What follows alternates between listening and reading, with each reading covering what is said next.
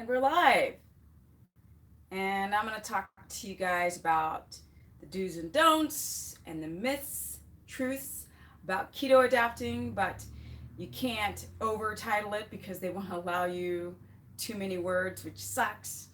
But anyway, I want to talk to you. I want to mention about protein and plants and processed meats and things of this nature, macros. What's up? I'm back. Yes, Tiffany, I'm back. What's Ben? Hi, Deborah.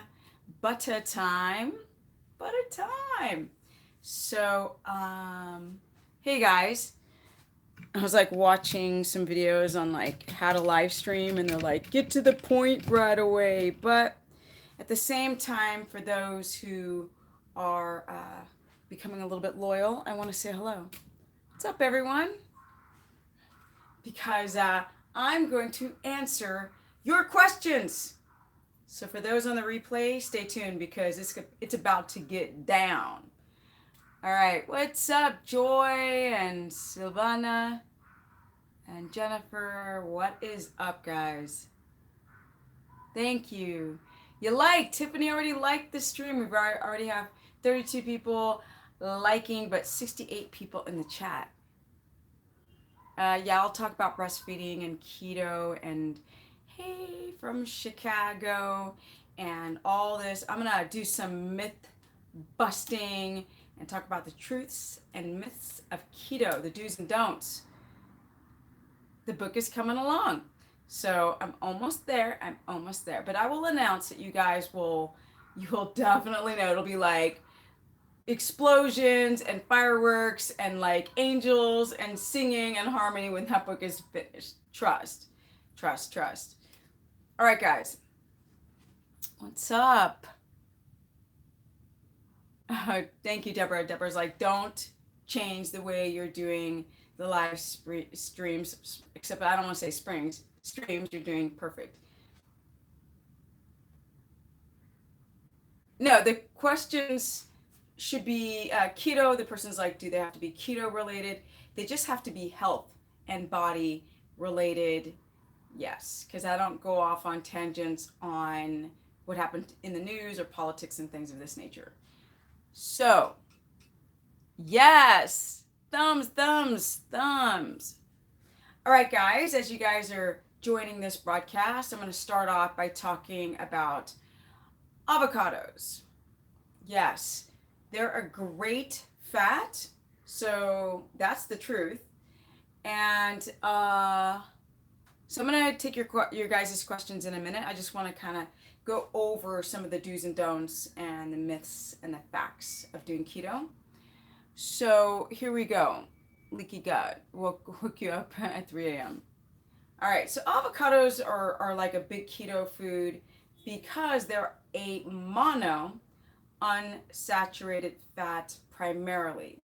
And we are made up also of mono. Our bodies or any animals, we all have mono, saturated, and polyunsaturated fats, the omega-6. We have all those three fatty acids, but avocados are dominant in mono. So people do quite well on mono unsaturated fats. Now, with the avocado, there's also a lot of other benefits, like it is an antioxidant, or it's high in antioxidants, and it's just a really great way to not only get your monos in, but also to satiate you. So for snacks or for people who've got hypoglycemia, I prefer that you do, potentially, depends what time, a fatty meat with some fat, like some tablespoons of extra fat.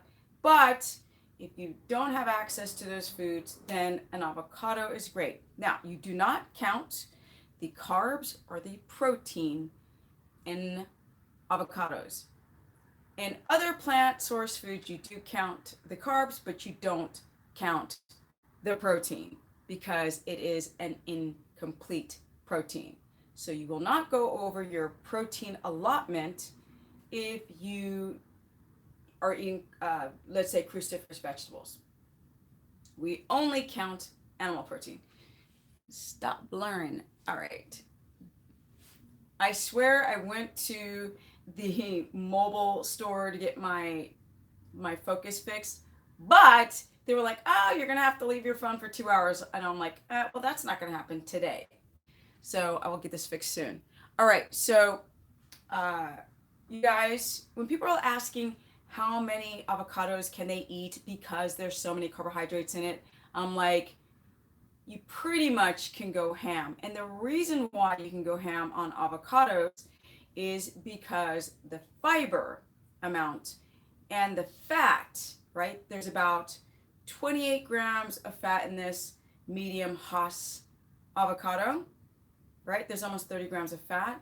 The fat and fiber will slow down the rate at which the carbohydrates will hit the bloodstream, which then does not affect your production of ketones. Now, another thing that's really kind of sucky about, well, not another thing, but another thing I want to like bust through is a lot of you guys have latex allergies. So, and you don't know that you have a latex allergy until you put on a latex glove and eat an avocado and you feel itchy in the throat, stomach ache, bloated, mucusy. That's an allergy. There's a difference between allergies and sensitivities. Some people are like, I'm allergic to this and that. I'm like, you're not really allergic, you're more sensitive, right? And the sensitivities come from an overproduction of histamine from your mast cells because most likely you have holes in the gut wall. But the avocado allergy, and also people who have a sensitivity to avocados tend to have a sensitivity to bananas, but they don't realize it. That's not, sorry, a sensitivity, allergy. That's an allergy, and if you're getting itchy or mucusy or thick or stomach aches, you just gotta eliminate it. Bye-bye. So now we know you do not count the protein nor the carbohydrates in avocado. So let's get that fixed. All right. Truth is, you can't just eat any bacon. You guys are running out buying bacon and you don't even check. It says uncured on the package, but you don't check the freaking ingredients, you guys. You must check the ingredients. So a lot of you guys are just checking the nutritional breakdown. So when you're looking at packages, you also have to go to the ingredient list because they trick us. You can buy these processed meats that are uncured and boom, second ingredient or third ingredient is some type of sugar or honey. And even if, and here's the truth. So the myth is that you can just go and buy whatever bacon, and if there's just like a gram or two of sugar, it doesn't matter. No, the truth is that sugar is sugar. And once your body gets hold of a sugar, it will sense it and spike your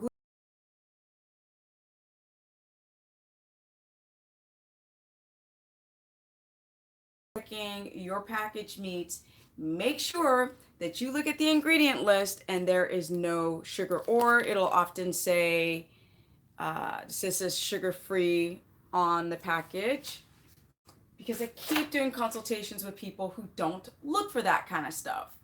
And I'm like, and here's another thing, you guys, especially with bacon, you have to check the amount of protein in the nutritional breakdown, because bacon can go from 1 or 1.5 grams of protein all the way to 6 per slice. And if you're doing 5 strips with 6 grams of protein per slice, you are going to be over your protein allotment. So that's the truth. So the myth is that you could just buy bacon that just says uncured, but the fact is you can frack yourself up if you don't look at the nutritional breakdown for the protein and the ingredients to make sure there is no sugar. All right. Now, the myth is that you could eat cheese because it's a great source of calcium, which it's not, or a great source of, hope this is in focus. Feels like it's not in focus. Great source of fat. Now, it does have a lot of fat, but it has a lot of casein. So casein is a milk protein. There are two, whey and casein, and casein is a growth factor to take a little baby calf and grow to a humongous bull. So with that, because we're the only mammal that takes the milk from another animal species, and when you mess with the balance of nature, because we're full grown adults drinking from A1 cows that are sick, I mean, that's next level. And people are having issues like autism and ADD and gut permeability issues. Everybody's got all these issues, skin issues, and nobody connects it to a food that you're eating. So they become addicted because there's this dopamine and high response to eating cheese. So often people are like, that's like just the one thing that's so hard for me to give up on keto. And I'm always like, poverty's hard. All right. So, yeah. And the reason why I started, because I used to have cheese as a food on my website, which is stephanieperson.com. I still do consultations, and I have a keto course, Facebook private group. You sign up through the website, but I digress. The point is that I used to have cheese on my site, and I was coaching people, right? This is way before the explosion of keto all over the internet. And people were not adapting.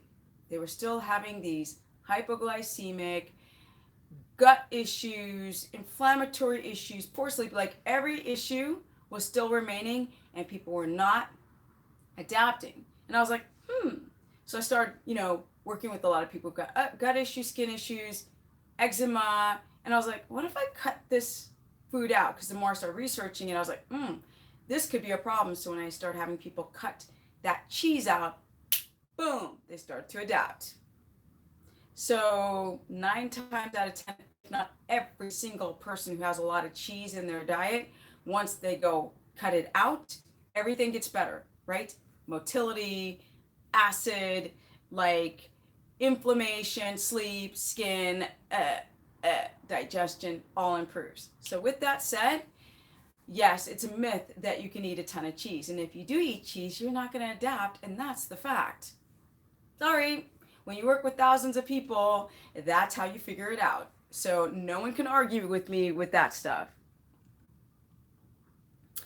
Yeah, so eczema is pretty much due to a gut dysbiosis. Your gut bacteria is all messed up. It may not necessarily just be leaky gut. You may not have holes in the gut wall, but your gut biome could be like this as well. That also can be catering to eczema. Or your body becoming sensitive to certain foods because of issues with your gut biome. So with that said, now people think that you can adapt in 6 days. That is a myth. Guess what, people? Your body has to learn how to make the enzymes to make ketones in the liver. So people aren't considering all the things about what's optimal to adapt quicker. Like, do you have a nice high functioning liver? Because that's where you're going to make and convert those darn ketones. So we don't want a fatty liver or estrogenic liver. You want good detoxification pathways, right? And nobody's considering these things or the state of your digestion or cortisol when they think that they could just do a keto diet with cheese and adapt. Now, another myth is that you can eat nuts. You really can't. And the only nut that I recommend is macadamia nuts because they're so high in fat. They're very low in mycotoxins and phytic acid. So people tend to do better on them than, let's say, Brazil nuts. But the problem with macadamia nuts is that people are still addicted to them.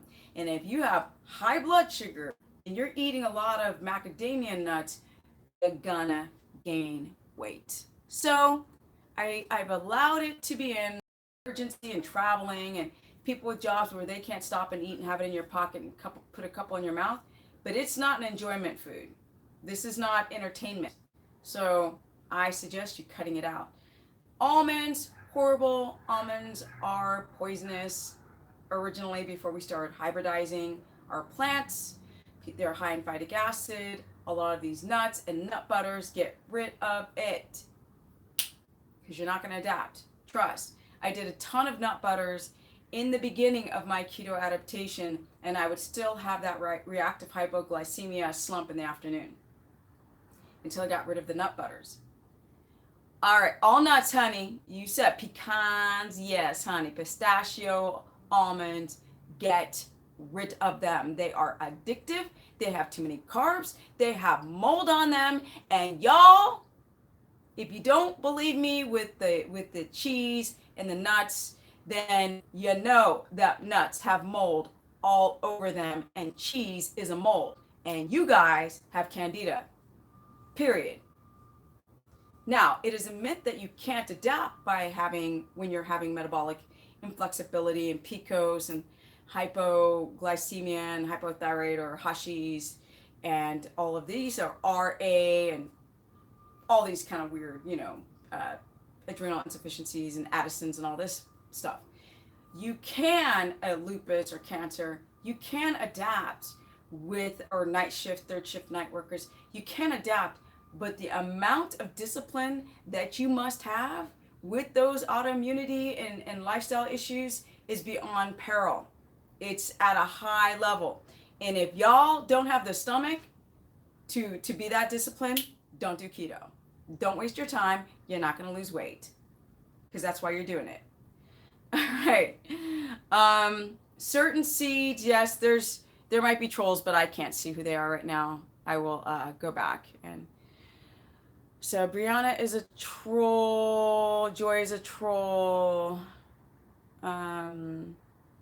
Okay, so let's see here. All right. Let's see. I'm going to report the troll already. I don't know who the troll was. You guys want to tell me who the troll is? Because I wasn't looking at the screen until now. Oh, that troll. I just deleted that troll. Okay. What is it? Iman 428. When you sign up for the course, it says 48 hours before, like that's the longest before you're let on page. So people don't understand with the course. I run everything myself. So if I've been gone all day, you're not going to get let on until I get home, and then I'll let you on. That's why there's a 48-hour grace period. All right, here we go. But you will get on as soon as I get done with this broadcast. Because I literally got home and turned on y'all. So be very patient. I will let you on the private page. All right. So things like berberine and cinnamon and chromium. If you guys have a rebounding high blood sugar, here's another myth. It doesn't really work. People are saying that berberine works.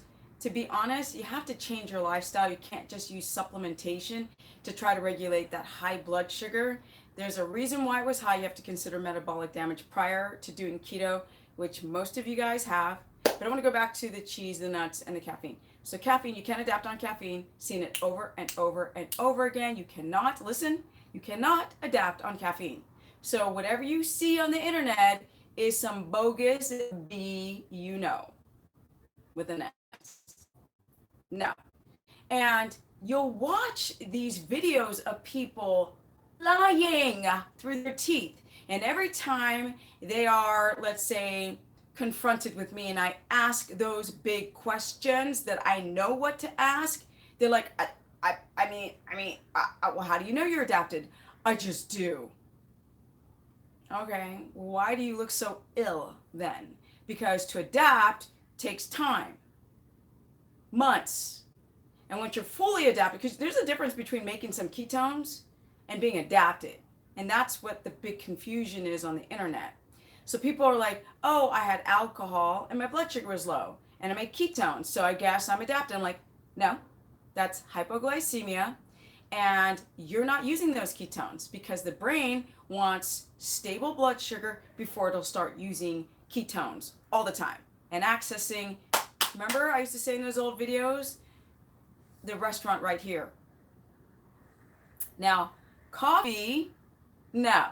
Coffee overstimulates the adrenals to produce what? Adrenaline.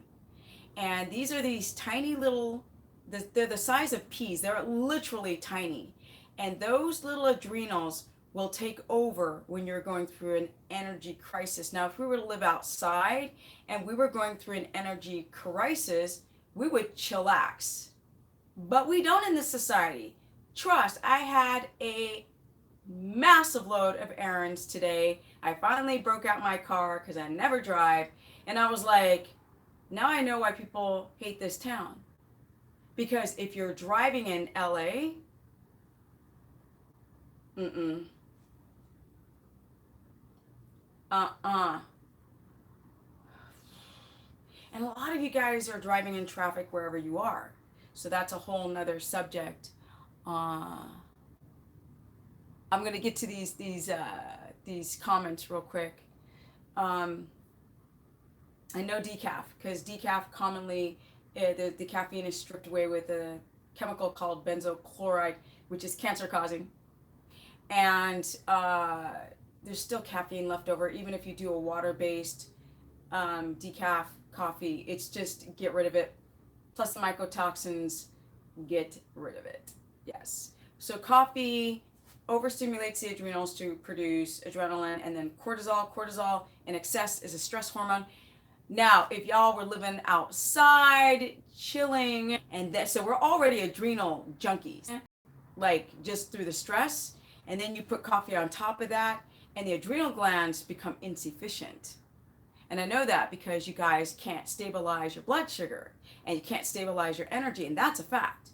So when you go and you look at the blood sugar of people all day long who drink coffee, you don't see this homeostasis. You see this, and that creates metabolic derangement, inflexibility. When you're flexible, you're in this homeostatic range. So if you need coffee, you're going through an energy crisis, and that your body and its insulin and glucagon cannot be here. It's here.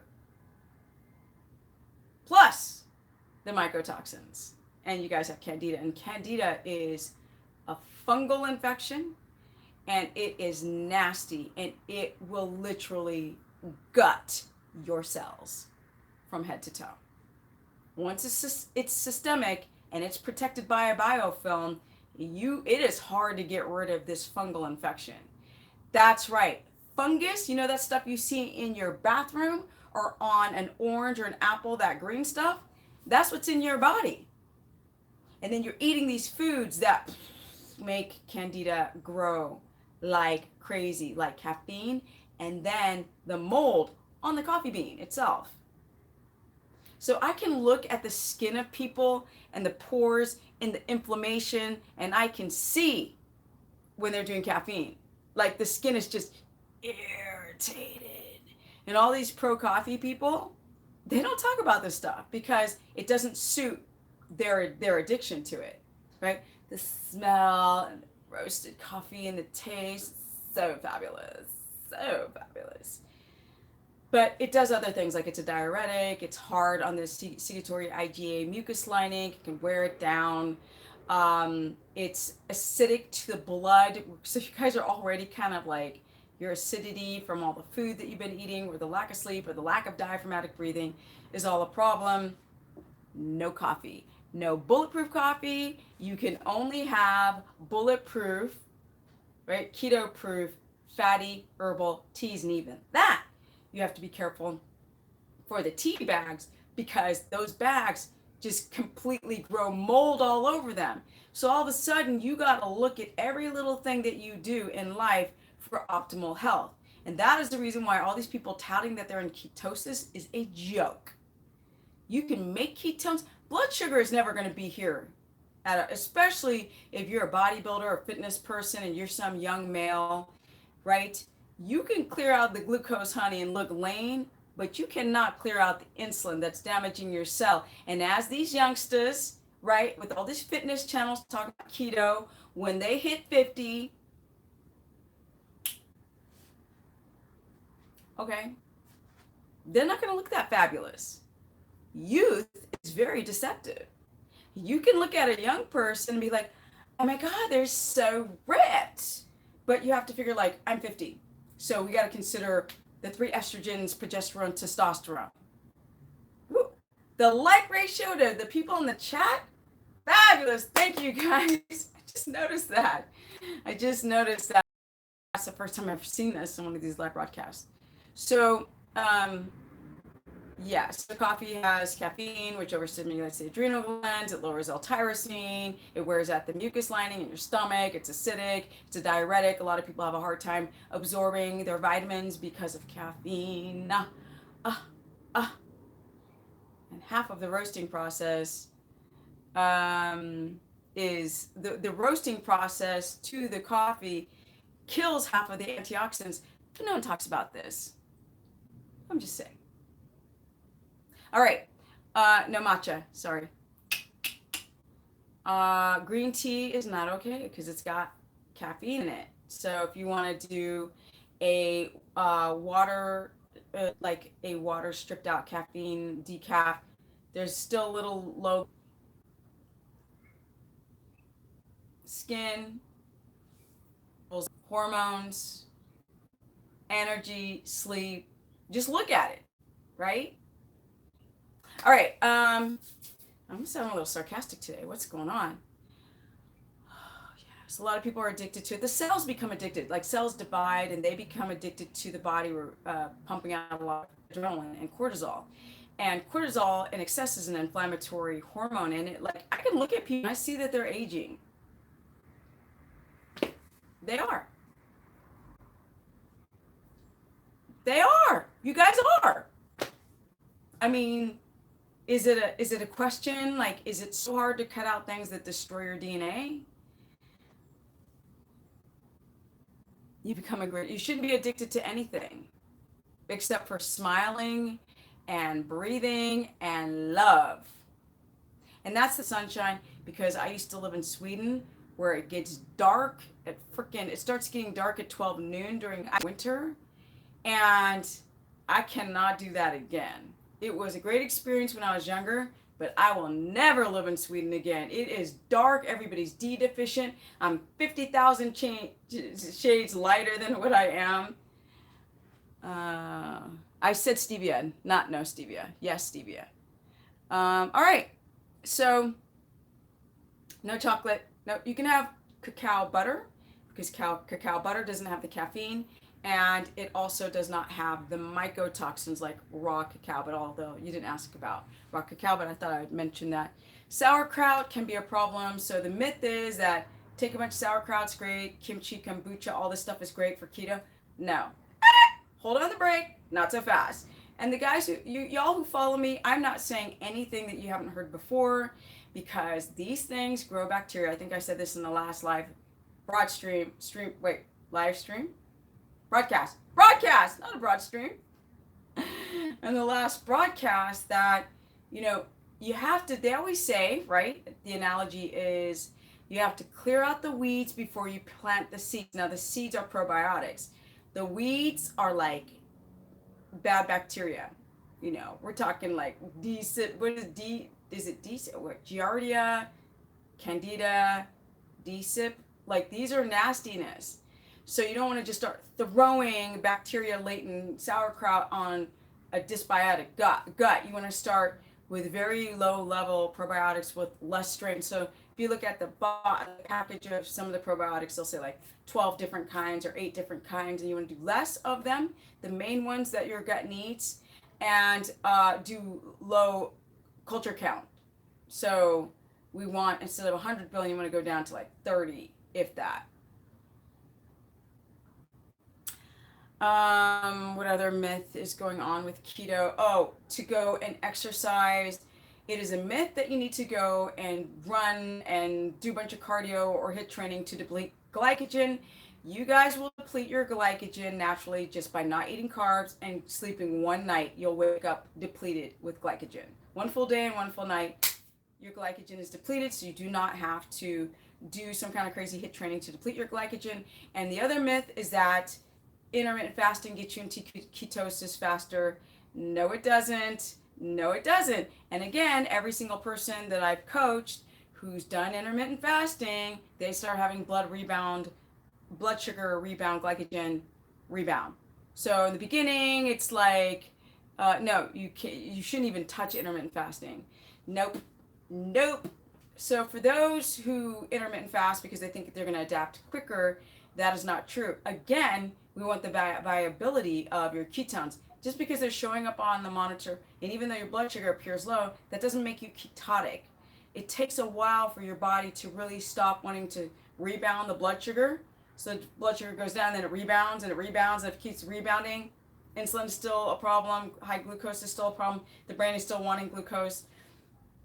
And so you don't need to intermittent fast. You need to get enough electrolytes, and you need to get enough fat in. So intermittent fasting actually slows down your ability to actually, over the long term, keto adapt. So remember, numbers are great in the beginning, and then after about 12 days, now the blood sugar starts rebounding, and they're like, I don't know what happened. They used to be really good, and now it's starting to get inch higher and higher and higher. And I've seen this on person after person after person after person trying to use intermittent fasting to lose weight, and also which you can lose weight, but you're losing muscle, honey, and you're losing water, and you're losing your electrolytes. This is the stuff that people don't talk about because intermittent fasting gurus know they can make a quick dollar bill because people are obsessed with weight loss. And you're going to lose weight. You're going to lose collagen that makes you look young. You're going to lose properties within your bones, right? You're going to lose muscle. You're going to lose all those things. Important amino acids. I think that's enough. I think I'm going to go now into your questions and bounce out of here.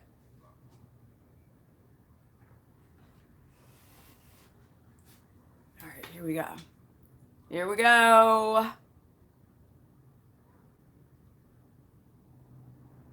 Your keto sensei told you to be streaming today.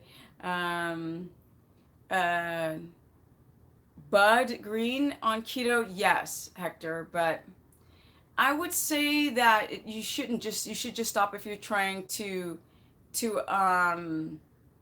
adapt. You want to just deconstruct before you reconstruct and take in things that might be questionable. What about B12 and B6? What about it? Supplements? No, get it from food, especially red meat. Licorice root for fatty T base. Just be careful with licorice. It can be really tough on the kidneys, right? So I think they want you to get licorice DGL. Just be careful with that raw licorice root. Let me see. Please don't intermittent fast. This person Neely's like, I thought I too could be the exception. Listen to Steph fully. She knows. Neely knows what's up.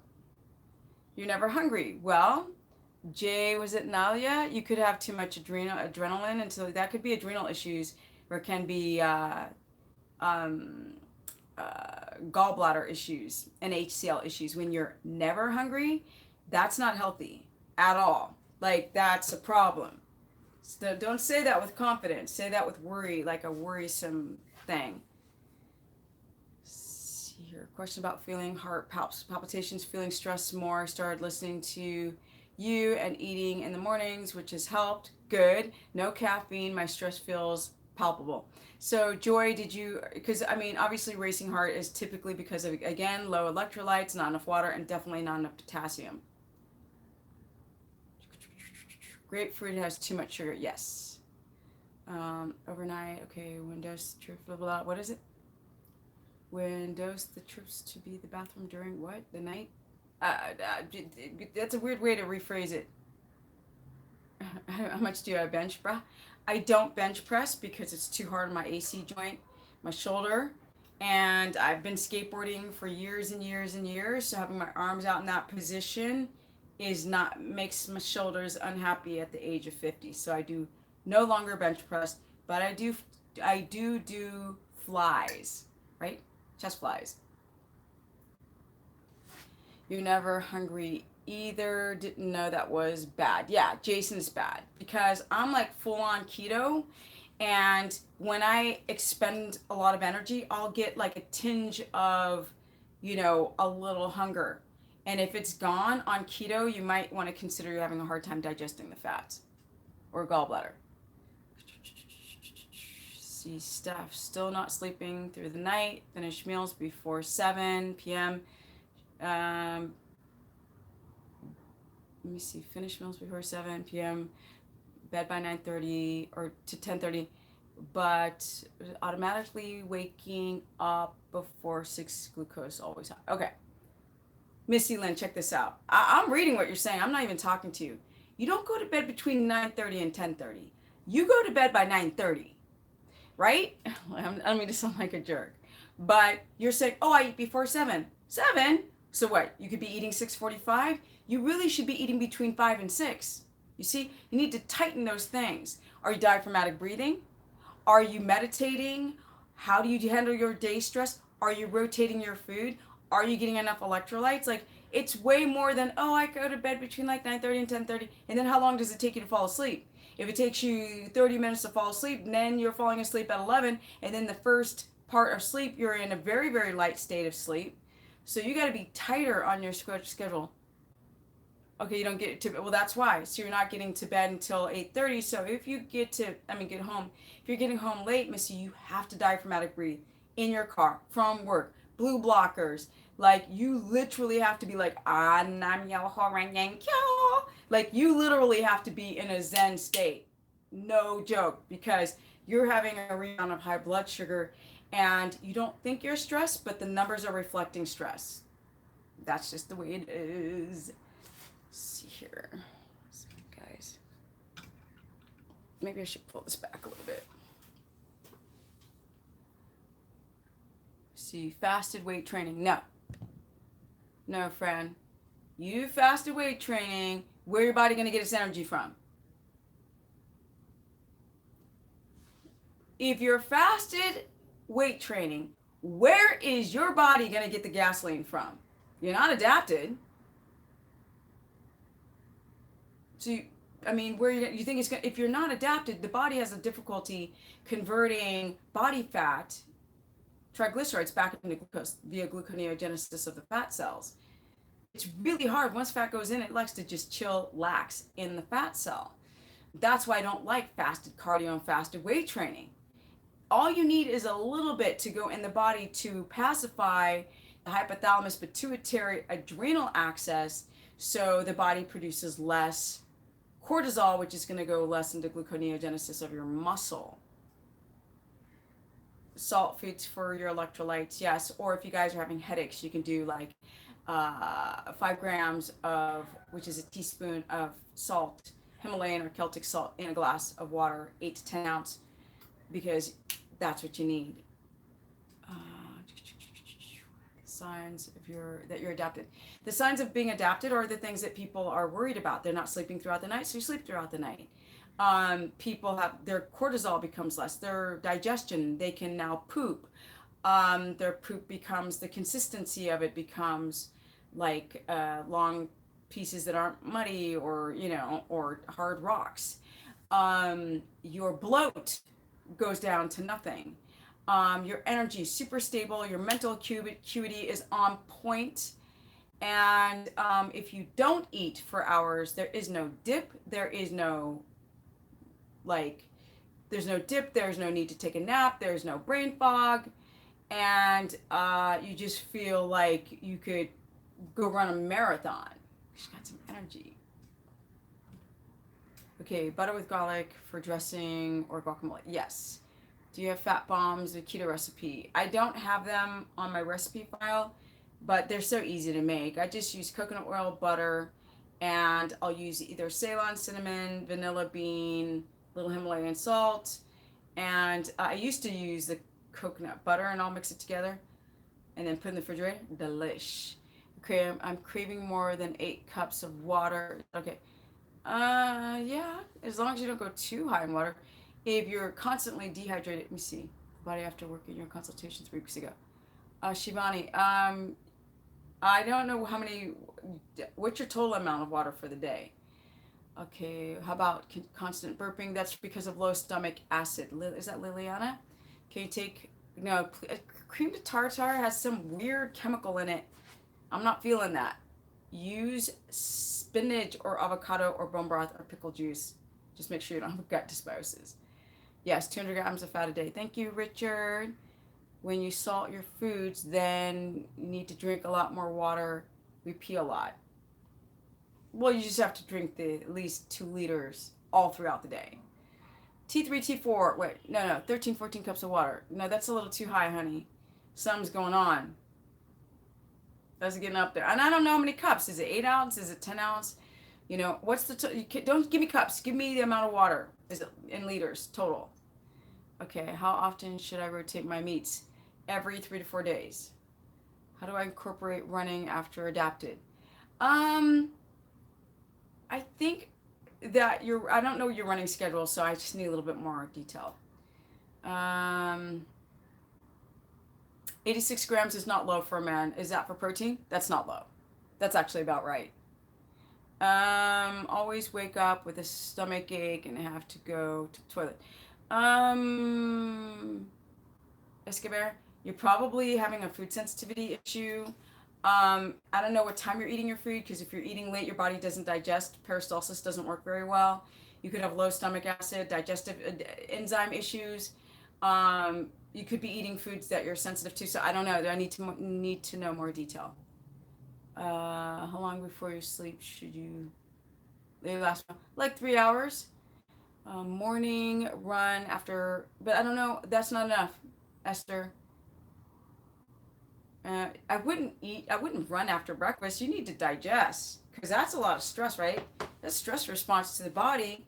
If your body's trying to digest and do all this peristalsis thing, and then you go run, one of those two is going to be compromised.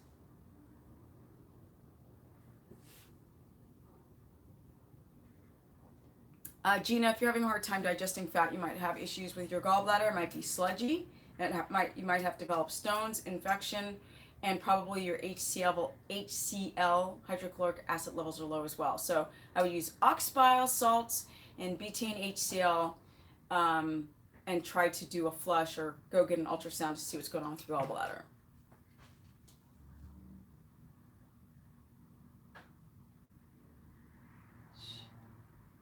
Big pause. Lauricidin can help. Yes, lauricidin is great.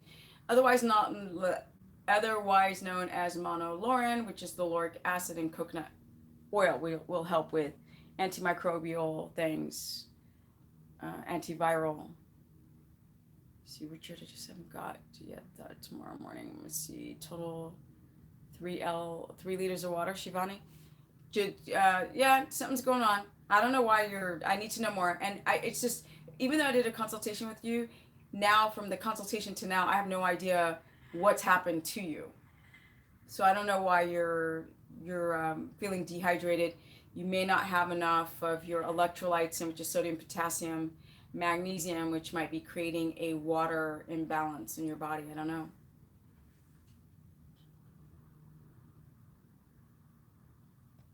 I don't know. I've heard a lot of people using food grade hydrogen peroxide, but I mean, it's still dangerous to use that stuff. Is that for candida? Is that what you want to use that for?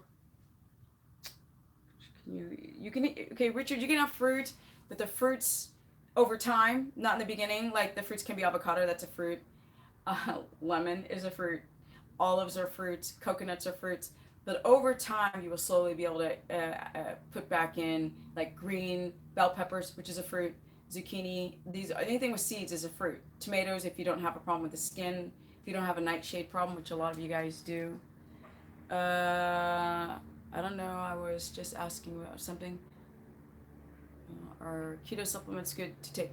Keto supplements are garbage, and they're lies. They're snake oil salesmen. It's disgusting. It makes me irritated times 1,000 that they're preying on people to adapt, and all they do is just burn a hole through your pocket. And there is no proven fact that they help your mental acuity. If you have a nightshade problem, you probably might want to look for thyroid problems, which is hair thinning and dry skin and cold hands, cold feet, and constipation, all this weird stuff. Bloated after you eat, tomatoes, itchy, you name it. All right, guys, we're almost hitting an hour, and now is when I stop, and either I can go off the live broad stream, because like last time I was like really in a good mood, but today I'm a little, you know, sounding a little pedantic. Um, Pork rinds with your meals, not as a snack, because it can raise your protein amount, or if you're traveling, you need something. Oh no, I gotta drink cinnamon, mint, lemon, tons of tea, cacao, butter, all types of teas, not just cinnamon. Okay, do you guys want me to go into a story before I go? Because you know I've been trying to go into story time. Blood sugar in the morning 91. You're not adapted. You can't adapt to the blood sugar at 91. You might use a little ketones, but you will never ever get the real energy until that blood sugar shoots between 69 and 80 milligrams per deciliter. This is a keto. Grace, go keto is animal fat and protein.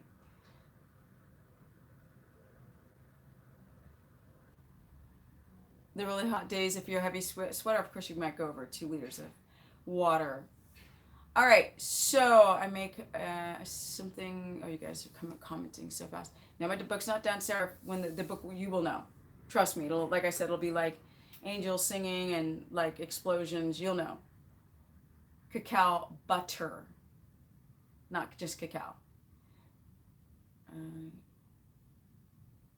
Angela, go to my. I have a keto course. You can sign up for it. It's $15 a month. You can go 1 month or 20 months.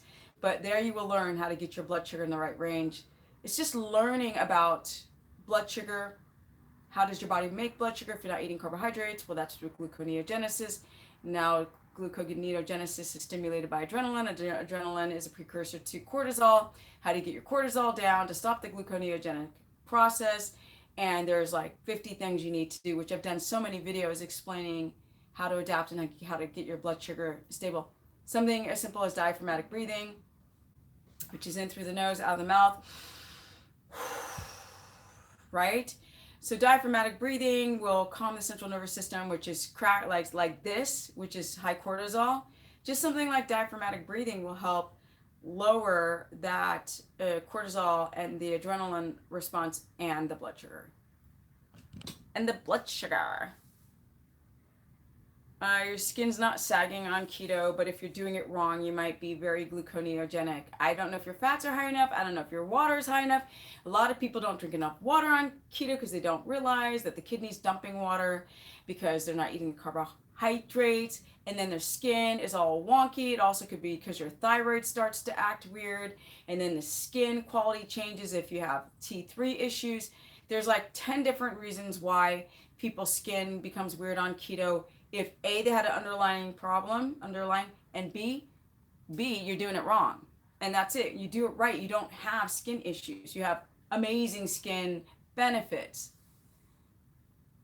Erythritol is sugar. No. That's another myth that I forgot to include. No sugar alcohols, just stevia.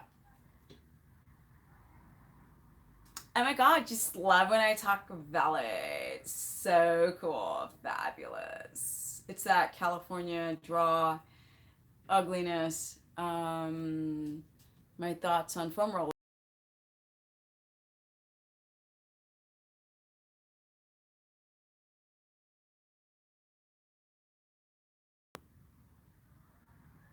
I eat tallow, butter. I just put it on the plate. I don't even care. I'll be like, bloop, bloop, bloop. Oops, water on the floor. Yes, your skin's on point. Okay, good, Sandy. There is 128 people, no, 159 people in this chat and only 128 likes. And you guys know that liking up this stream helps the algorithms. So I was like researching this earlier today about how people find you. No, Jay, no red wine. No, that'll make you hypoglycemic, literally plummet your blood sugar, and the ketones are like. And that this keto wine is also a bunch of myth, lie, garbage. Don't listen to that.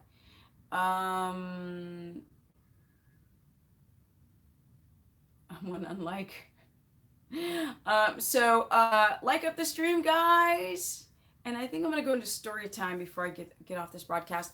When I first was doing live broadcasts, I'm just staying as long as you guys are asking questions, and then I get really wound up and really large pores. We'll first get off the caffeine, Dina. um, Getting enough fat, sugar glycates skin cells. So if you're not doing high amounts of sugar or carbohydrate, or even having like a physiological insulin resistance rebound effect, well, that sugar over circulating in the bloodstream too high will damage skin cells, right? Or being too much gluconeogenic, caffeine, smoking, toxins, heavy metals, all those things damage your skin.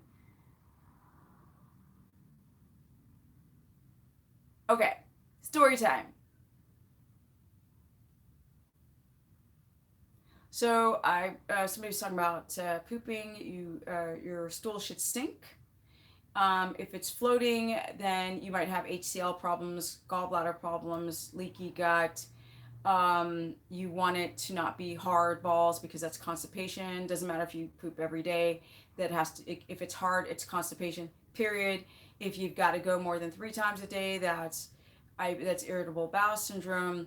And you want it to be in long bits, but not too mushy. And you don't want it to be pale in color because that's when you're malnutrition. If it's green because you're eating a lot of chlorophyll, that's fine. So there you go. There's some stoolage. Last time we talked about Tony Hawk, Sweden story. Okay. Good night, Lisa. So I'm gonna talk about Sweden. Okay. Here's a story about Sweden. Here's how I ended up in Sweden, right? So, du vet, ibland jag pratar svenska i min livestream. För att finns några som kommer från Skandinavien, till exempel Norge, Danmark och Sverige, som kan förstå mig när jag försöker prata svenska, även om jag kan inte prata så bra. So, I used to live in Sweden, as you guys can see. And so, and I've been to Africa, Africa too. I've been to Africa many times. So I went to Sweden because I was touring. The first time I went to Sweden was in 1986. I need to come, I've got pictures, you guys. All right, and magazines and all this kind of stuff. So I went the first time in 1986, and I didn't really think that much of it because when I went to Denmark, you know, Copenhagen was my favorite Scandinavian, actually my favorite city out of all European cities. The only place I haven't been to is Portugal. But at the time, because the reason why I loved Copenhagen so much is because they didn't have cable television. And they didn't have social media. So I would go there and kids would be like, not in Sweden. Sweden is way more trendy. But in Denmark, they would have like cut off jeans and t-shirts. And I remember going to, I'll talk about, before I talk about Sweden, I'll talk about Denmark. And I remember going to Denmark. And here I am, this American girl coming from the 80s with blue eyeshadow and like hair, which I did not have. I mean, I was into ska music, Selector, and the beat and the specials. Like, you know, this town is what is it, coming like a ghost town? Like, I was into that stuff back in the day. I was into like rockabilly. So I was a skateboarder and I'd go to punk rock shows and all this kind of stuff. Anyway, so I was never like the blue eyeshadow, but that's the world I came from in that 80s time. And so when I went to Europe, they weren't into that stuff at all. So the girls there, and I used to straighten my hair. So, you know, the girls there were like natural, no makeup, ripped jeans, which are popular now. People were going to the store and we're buying our ripped jeans. Ripped jeans, and it was like in Copenhagen especially, all these girls were mixed, right? It was like Asian girl mixed with Danish, African girls, Jamaican mixed with Danish. And so you had like big curly hair and brown skin, and all these girls would hang out with the skaters. And I remember feeling like Actually, so we're talking about, I'll talk about Sweden next time. I'm gonna talk about my first time to Copenhagen because I think that's more interesting. So I had met a bunch of German skaters in California, in Huntington Beach and Oceanside, and they were like, "You got to come to Europe. You got to come to Europe." So first I went to Germany because I knew a bunch of German skaters, and then I wanted to come to Denmark, and I took a train to Copenhagen, and I was exhausted. So it was an overnight train, and when I got there, there were 6 people in those trains, right? And when I got there to Copenhagen, somebody asked me if I enjoyed the boat ride, and I was like, "We didn't go on a boat." They're eh, like, "Are you dumb?" And I was dumb as a box of rocks. I mean, I was dumb, like dumb. Like I had no idea that Copenhagen was an island. Like I had no idea. I was like, how does a train? But I didn't know that you go from Germany, half the train will go on the boat and the other half separates and goes back down to Germany. So that was my first experience getting, and I like wake up and I'm in Copenhagen. I didn't know that I was on a boat. True story. So I arrived to the train station, the central station, and skaters came to pick me up. And that first day, we went to the beach. Which foam roller is the best?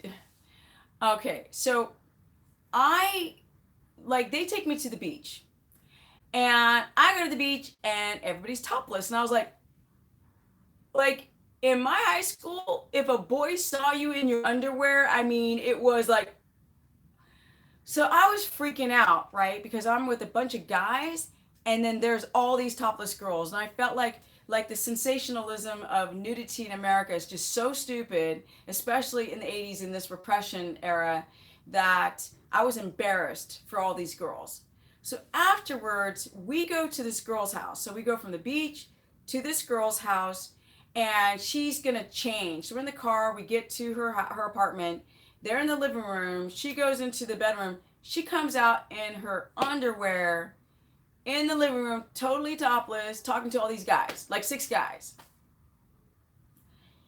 And I'm just embarrassed because I grew up in this repressed culture. Anyway, long story short, that was my first day in Denmark, was taking the train and then going to the beach and then feeling embarrassed and all this weirdness.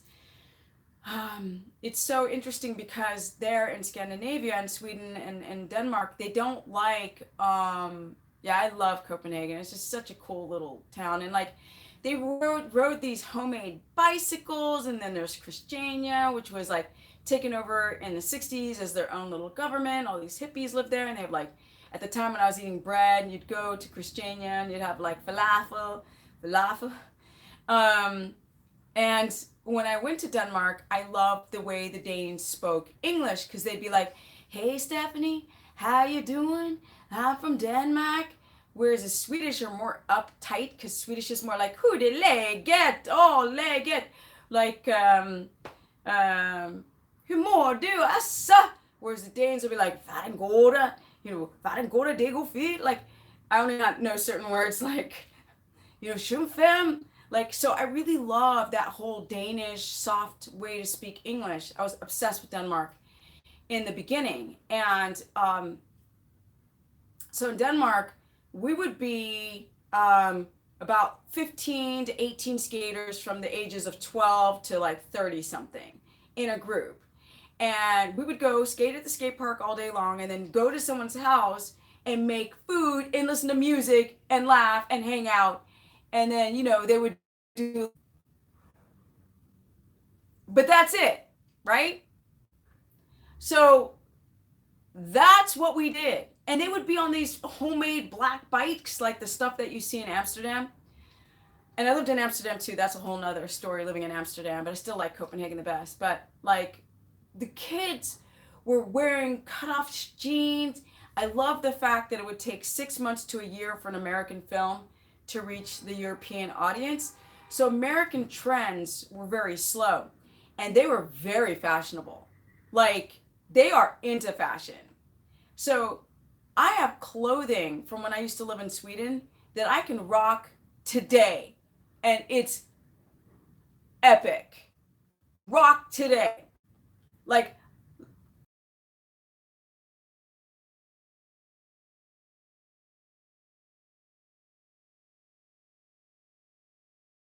I really appreciate that. Um, but that first experience in Europe, because here I am, this black girl, and I'm in Europe, right? Eurocentricity, and I'm around all these kids of color and the Danish kids, and they're at that time they were not putting emphasis on color at all. If anything, they were like, oh my god, I wish I had your skin, oh my god, I wish I had your hair. Like, I would hear that stuff. And growing up here in the States, I never heard that once from any of my friends. Not once. Not one of my white friends had ever complimented my skin color. Not once. So when I was younger, I used to always straighten my hair, and then like every once in a while I would let it be curly going to school, and the kids thought I had a perm. And I just felt so awkward at the school that I was at. So when I went to Denmark, it was all these kids, even though it's Europe, a lot of these kids in the major cities are mixed with all this stuff. And so we are a bunch of mixed kids plus the Danish kids, and we're in a big group. And it was the funnest time of my life, bar none. And it's where I started stripping down and getting rid of all of these precepts about sexuality, about um, the way females should act, because in the States, it's like so restrictive. And at that, things have changed now, but at that time, like the girls had like armpit hair and like no bras. And I was all like, I was such a prude. Nudity and all that kind of stuff freaked me out. Now I don't care at all.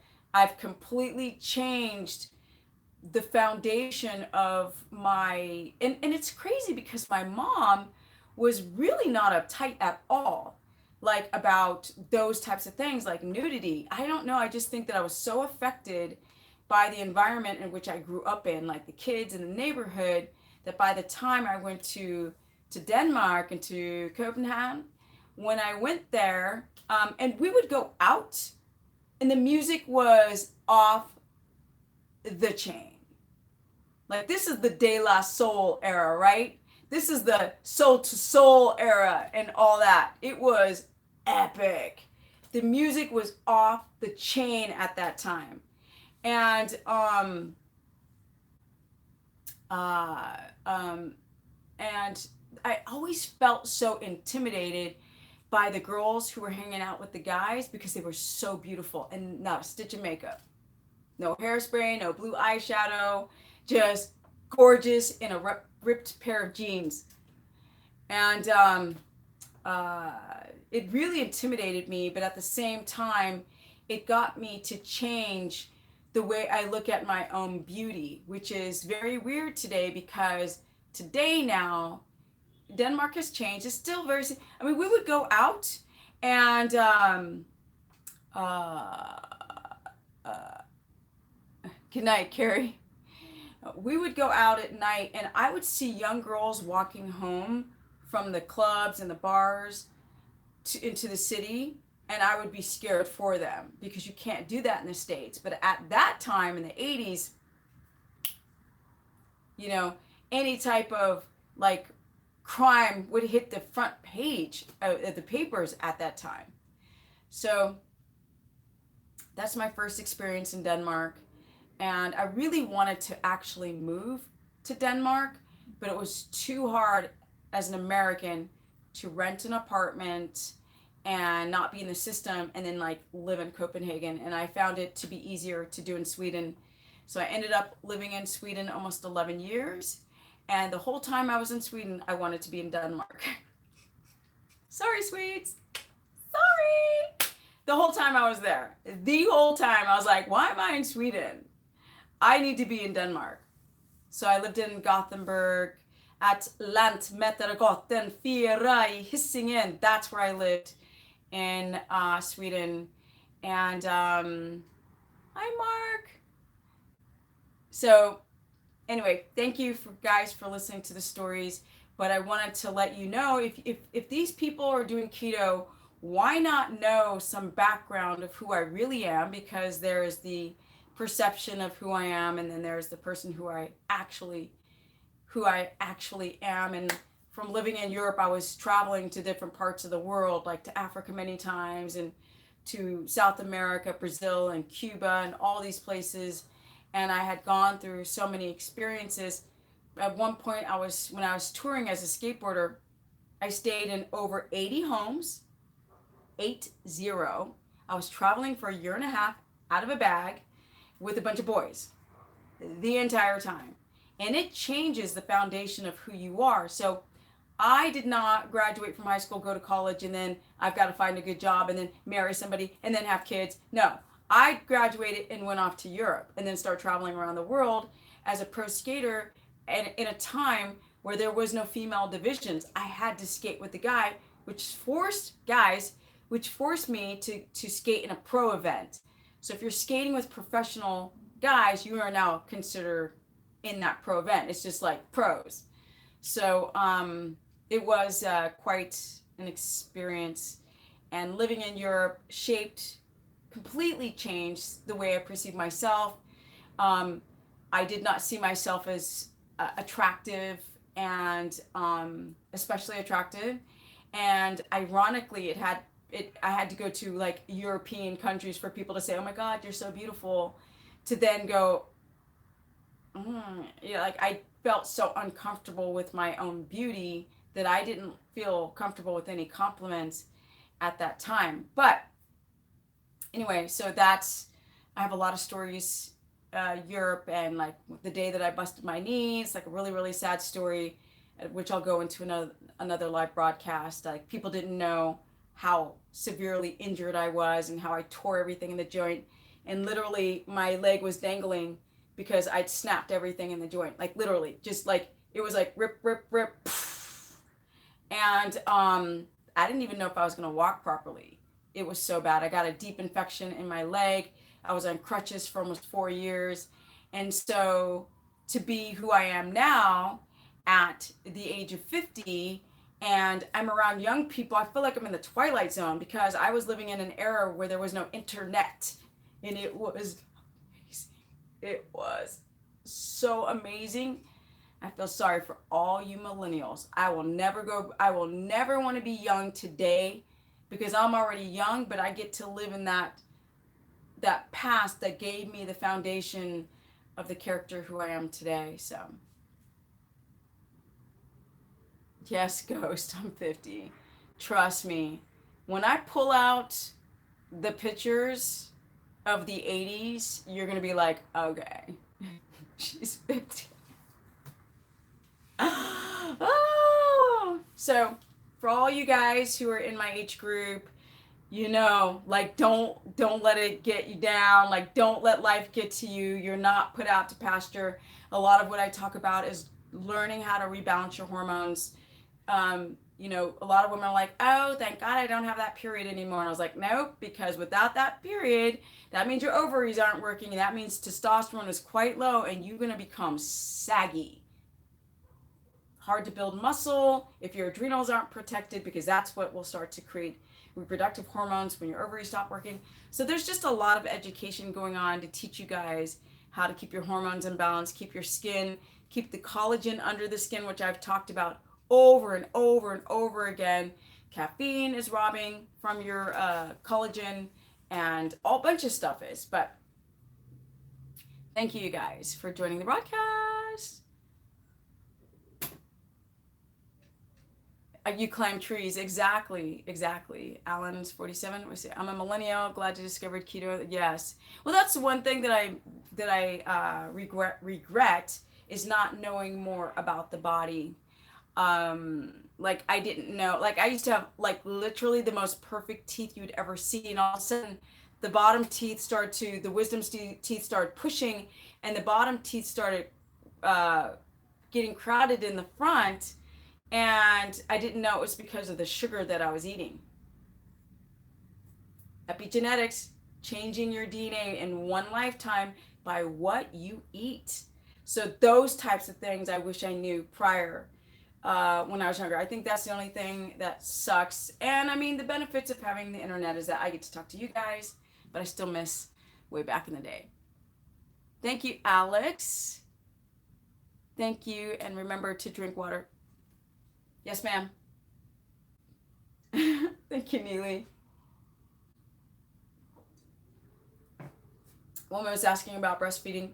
Look, if you're breastfeeding, you have to make sure you get enough sleep, and which is hard, I know, and macros, because a lot of women, their milk ducts, their breasts will not produce enough milk, and that's a true indication of not adapting. Please use a glucometer. Make sure your fats are high, and that you can digest the fats, because that will help the milk production, especially the animal fats. Cholesterol is the building material of your reproductive hormones. Thank you, you guys. Because you know what? I got some energy. Yeah! Van Halen. I said, jump! Right? The 80s was a trip, yo. Man, the 80s was the... And in the 70s, don't get me started. Like, I was outside all day playing. All day. No television. No video game, just playing outside in Cali. It was epic. Brain development, yep. You can know you, Jessica, you can't do unlimited bone broth because you gotta be careful for the protein amount and also that you don't have a glutamate problem or sensitivity. Jump in, yes, right, Alan? We all interacted a lot more. I mean, when we were in high school, you'd like take the bus to the mall and you just sit there and people watch. Like that's what you did. Or we'd go skateboarding, right? We'd go skate a freaking curb in front of the bank for hours. Hours. Or embankment, loading docks. We used to skate Montague. Don't even get me started. Montague banks at night, curb, board slide, rock and rolls, grinds, 50-50s. It was amazing. How much fat for a 1-year-old baby? Are you still breastfeeding? Question mark before I answer that question. Yeah, Ghost, yes. I am 50. I'm turning 51 soon. I was born in 1967, and it's just weird. It's weird because when you look young and you're fit and you're active and you're around a bunch of millennials, like on one hand, I'm like, people are like, oh, so you're around young people because they keep you young. And I'm like, no, I keep them young. They're sitting on caffeine because they're tired. I'm like, energy. So they don't keep me young. Like I travel around the world. I ain't afraid of nothing. They're scared of everything. But it's just a trip to have those both worlds, that duality of maturity. And now you're like, oh, I've arrived. I get who I am now. Okay, so all that time I didn't, right? I don't think I really figured out who I am and what okay, I just got a phone call, which messes up my live broad stream. All right, guys, I better go because I'm getting a phone call from my web person. Can grass-fed bones for bone broth is grass-fed? What? I can't find grass-fed. Go. If you're in the States, you can order it from uswellnessmeats.com. So weird, most people, because of the attitude, especially kids these days, I feel sorry for them. I'm sorry. I literally wanted to take a picture of the gym today because half of the gym was on their cell phone working out. And I was working out with no cell phone. We had those big CDs when we were listening to music. It was crazy. Love from India. You know I gotta go to India. That's like bucket list. India, New Zealand. Where else? New Zealand. Where else? Maybe Vietnam. I gotta go to. Yes. The lighting's really bad though. But as you guys can see, my body fat isn't like super thin low. Okay. Skater career section on website. No. But I'm gonna do a video with the magazines of Transworld and Thrasher and Power Edge and RAD and all these magazines and pictures and reveal more of who I am, because I kind of want to talk more about skateboarding because I've done it so much. And I'm going to take a live broadcast to skate park because people just see me as a keto person. That's like boring. Keto person. I'm Stephanie mother second person. That's what's up. All right, guys. Thank you. If you haven't already liked up the stream, like it up before you go, because obviously that helps people find my videos. I didn't necessarily know how true it was that liking does put you in the algorithm, but it does, and it also shows me that you guys want me to do more live broadcasts. So like it up before I go.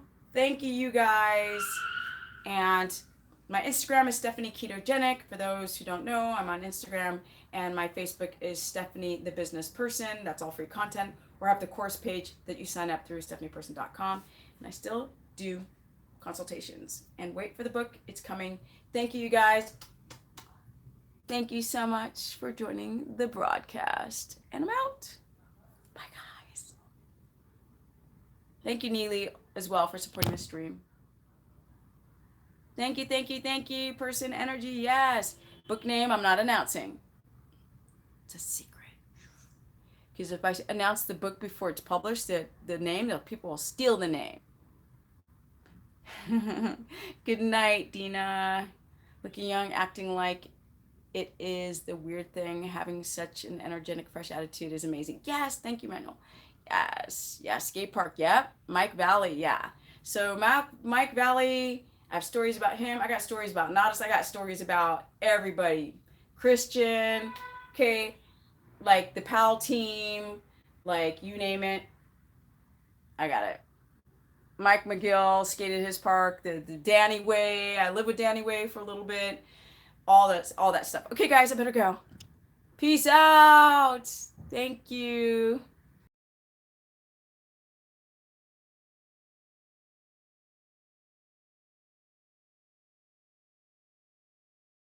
Hi, Michelle. Bye, guys.